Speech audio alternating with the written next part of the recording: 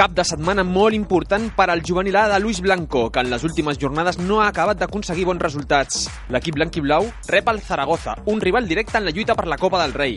Blanco confía en que els seus jugadors comencin una bona ratxa de resultats. Somos el equipo menos goleado de la categoría, solo hemos perdido 2 partidos en toda la temporada, pero a esos números no le estamos sacando rendimiento. Y en ese sentido pues toca hacer un poco de autocrítica y a ver en qué podemos mejorar. Y bueno, ya tenemos una prueba esta semana contra un buen rival que yo estoy convencidísimo de que este fin de semana vamos a competir muy bien. Per la seva part, l'Espanyol B viatja a terres tarragonines per jugar davant l'Escó, el segon classificat. L'equip de David Gallego, que continua invicte, es trobarà davant un rival que intentarà retallar la seva distància en la clasificació. Son partidos, como digo yo, top de la categoría, y si son top de la categoría te dirán dónde estamos.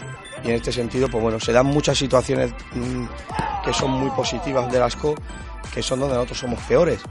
I per això nos va decir mucho este partido. I per últim, el femení, que tancarà la jornada diumenge a les 4 davant el Betis. L'entrenador perico Joan Bacardit confia en repetir el resultat de la primera volta davant un rival que ha anat a més durant el campionat. Defensivament estem molt bé, els equips els hi costa molt generar ocasions i quan perdem el perdem per la mínima, però està clar que no ens podem conformar només amb això, no? Hem d'intentar generar molt més, arribar molt més a dalt i m'espero un partit evidentment complicat i que el Betis sigui superior a nosaltres, però a veure si podem fer o repetir almenys el resultat.